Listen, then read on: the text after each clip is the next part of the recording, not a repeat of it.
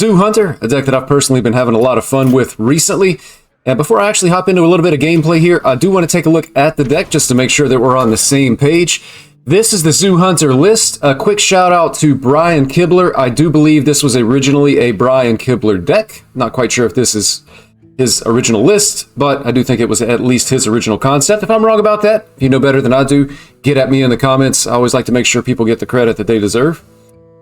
Quick look at the list here. This is almost like a form of buff and even a little bit of hand buff Hunter here. So you can see running 2 copies of the leatherworking kit just to be able to draw beasts and to buff them. We also see a Sunscale Raptor. This is going to be a minion that when it hits the Frenzy effect, it's going to shuffle into your deck with a buffed version of the deck. Of course, Castle Kennels, Doggy Biscuit, again, just another buff here. And then you're also going to see Stonebound Gargan, not a card that's seen a whole lot of play in Standard, but when it's infused, it has a nice little swipe effect to other minions on the board, can be valuable for clearing. Shadehound, again, this is just another buffing effect for minions that are on the board, as well as the Hope of Quel'Thalas, again, just another card that's going to be able to buff minions. Keeping in mind, this is going to buff minions on the board, in your hand, as well as in your deck. So being able to get this thing down on turn 6 is going to be really, really powerful. And then you can also see we run several of the better infused cards. Altamore, very, very strong legendary, certainly as you can get it infused, as well as the Shadehound, an additional infused minion, and of course the Stonebound Gargan, as I already mentioned briefly. And one of the cards that I really love and really enjoy in this deck is actually the new Secret Zombies. This card is going to be really good at charging up our leatherworking kit, as well as the various infused cards that we have. I almost left out Frenzied Fangs, again, another infused card. So just lots of synergy within the deck. It plays a lot of beasts, and then different ways to be able to buff those beasts. And now, let's get after it. We're up against Warlock here. Warlock is just interesting because I feel like I've been seeing it a little bit more here recently. Definitely not keeping Hydralodon. I think you always keep Beaststalker Tavish for every Hunter deck. Just keep in mind, don't craft this card. It is going to rotate really strong now, but if you don't have it, don't worry about it. Here shortly, it is going to be gone from Standard. And I think I'm actually going to toss the K9. I mean, I would rather have like a leatherworking kit. Actually, maybe the K9 is just good enough. I'm going to keep it. It's going to give us a turn 2 play. Not totally sure that that's correct, but it does give us a turn 2 play and a dredge, so we'll basically be able to pick what we're going to top deck on turn 3. You can see here we top deck the Hope of Quel'Thalas, so it'll be interesting which one of these we actually play on turn 6. It's probably going to depend on the state of the game. And Batty Guest showing up 1 turn late. Would have liked to have you last turn, buddy. We're going to go ahead and get down the K9-atron. And we are going to dredge up. If we dredge the Spring Paw, it's actually going to summon it on the board immediately, but we don't get the Battle Cry effect. I don't think it's worth it to have the 1/1. I think I'd actually rather have the Huntsman Altamore in hand and be able to start infusing that card. Certainly it's going to be a good finisher, potentially. And again, not totally sure what type of Warlock we're up against. It could be Mindlock, it could be Implock that just didn't have a turn 1 play.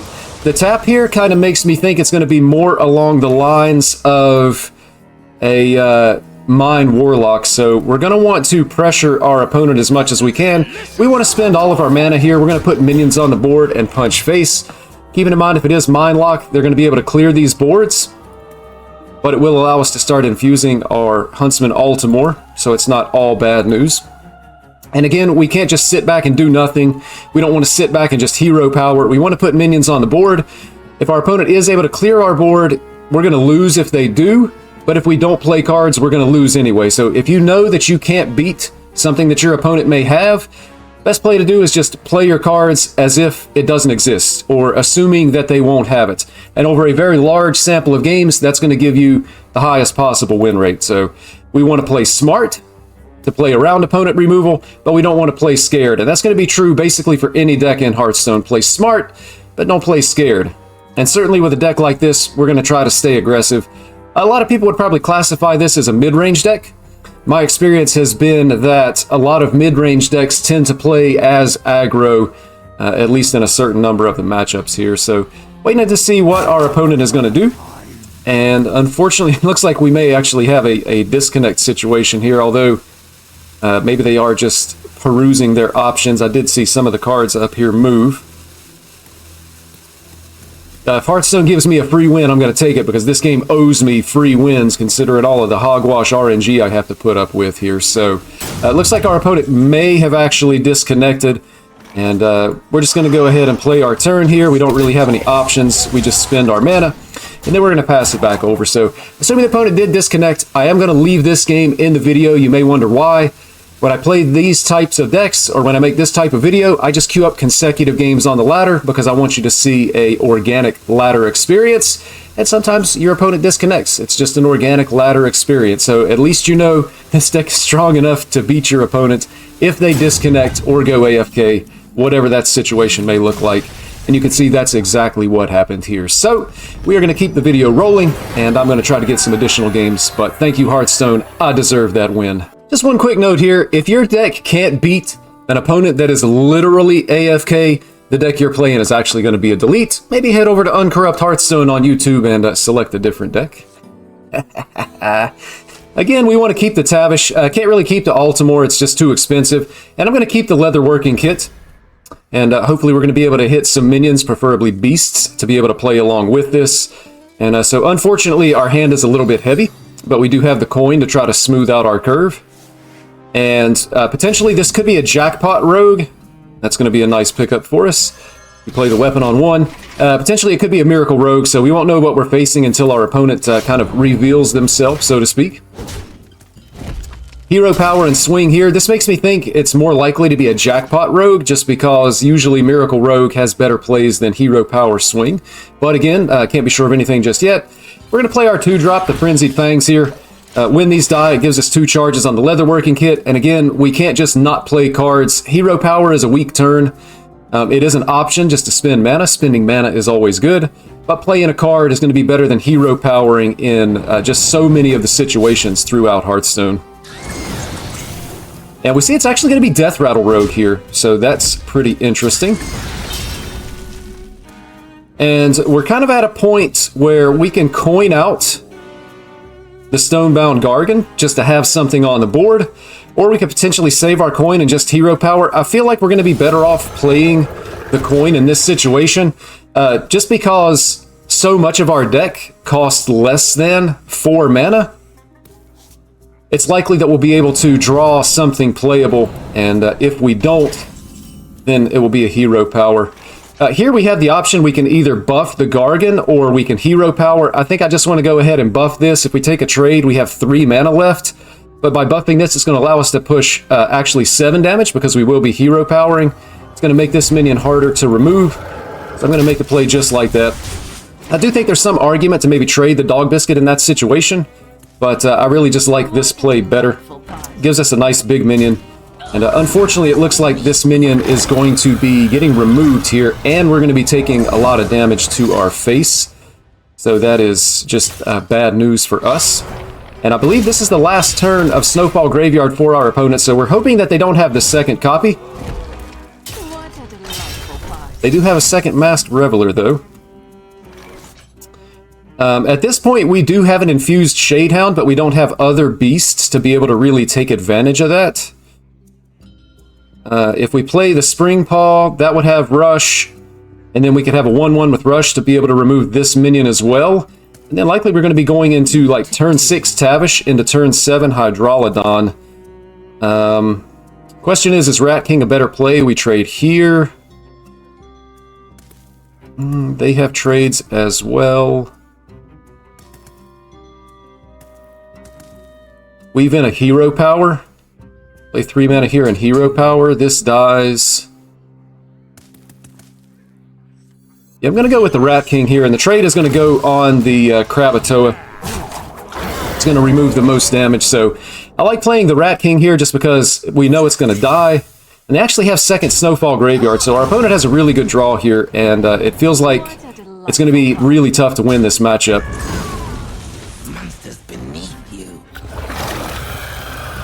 The Beaststalker Tavish, we're really going to be looking for an explosive trap, but unfortunately these 2 minions are not going to die to that explosive trap, so it just feels like we are not going to be winning this game, to be quite honest here. Our opponent definitely has a really good draw. We take the explosive trap, that's going to save us some damage.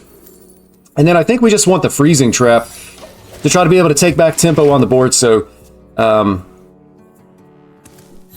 Explosive goes off first because that was the order the cards were played in, and then we'll be able to bounce back one of the 4/1s. The other, our opponent may be able to kill it themselves. If they can't, then they'll still have a 4/1 on the board, but we will be able to play Hydralodon and potentially remove some of these minions here. They're still going to have 2 turns on the Snowfall Graveyard. Some potential that they could have the Shadow of Demise for a 3rd Snowfall Graveyard, but as soon as they play an additional spell, that will no longer be an option. But they still have plenty of mana left for this turn, so again, it feels like we're definitely behind. Our opponent's at 18, we're nowhere close to killing them. And they're still going to have a lot of powerful plays here. You can see they are able to kill at least 1 Masked Reveler. And just continuing to put massive amounts of pressure on the board here. So again, I really don't think we're going to be able to make a comeback in this game, and I think it's actually at a point now where we're just going to concede. And yeah, at this point, we just have no comeback mechanic capable in this matchup, so that is going to be a concede. We're going to move right along on to the next game. We're back once again. Looks like we're up against Priest this time. And again, one other small note here. This is going to be the 3rd game of our small play session here, and I still feel like I haven't actually been able to play Hearthstone. The first game, our opponent was a disconnect. And then the second game, our opponent just drew really, really well, and it felt like we were never in the game. I'm going to kick the Hope of Quel'The Lost. I have to assume this is Shadow Priest, and we're going to want things to be able to fight against our opponents. I'm tempted to keep the Shadehound because I want to begin infusing it. And the fact that we can coin it out on turn 4 could be relevant. So I'm actually going to hang on to the Shadehound, and I'm going to keep the Frenzied Fangs again. This is really unlikely that this is going to be infused,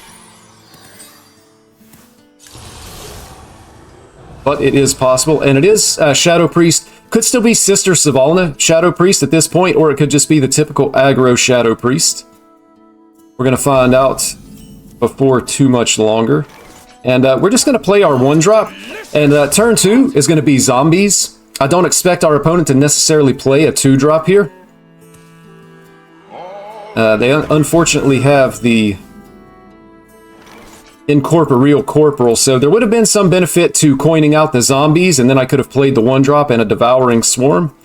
But that is not what happened. And the 1 goes face here. If our opponent silences this, it's just going to deal 1 damage here. We'll still have the 2/1. If they play a minion, could be an Animate Dead coming out here from our opponent. They just want to draw cards. If they play a minion, the Zombies is going to go off. We know that a lot of the minions in this particular deck only have 3 health. This is going to infuse our Frenzied Fangs. We'll also have a nice trade here for this second Incorporeal Corporal, which is going to be good news for us. We also have an infused Shadehound, which is going to be really, really strong for us. And I'm going to get down the infused Fangs. And actually, I think a better play that turn would have been to use a Devouring Swarm. We could have punched face, Devouring Swarm the Corporal. We would have gotten back the Baddie Guest, and I could have a 1/1 Baddie Guest still with the Death Rattle in addition to these. And then you can see here, if we play...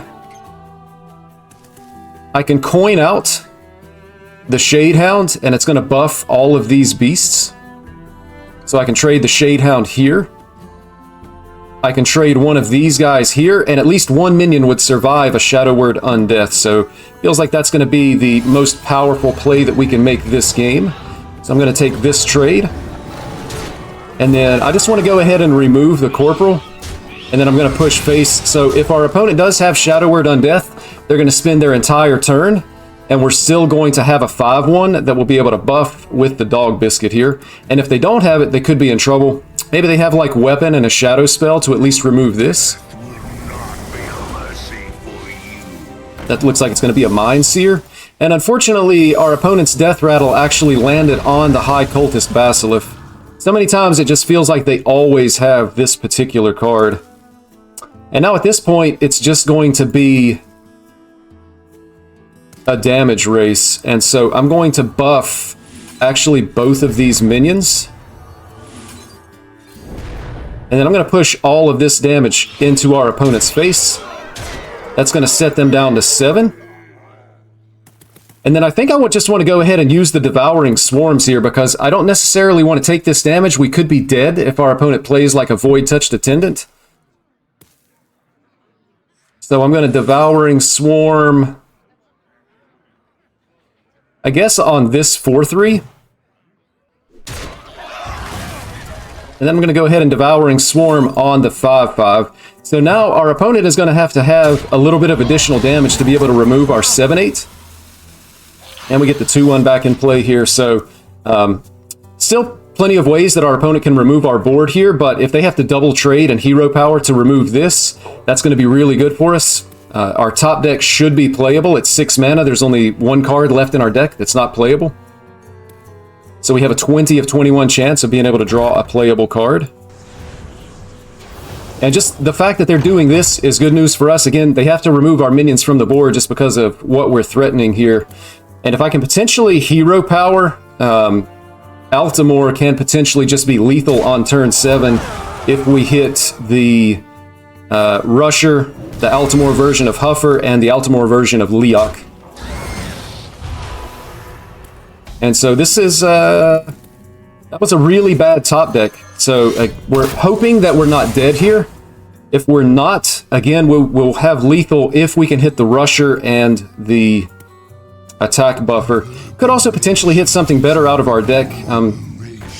Our opponent set up lethal, so we likely just have to play the Altamore and hope for the best possible result. Unfortunately, our deck has kind of let us down just a little bit here. If we had top decked either, if we had top decked, I guess we didn't have a top deck.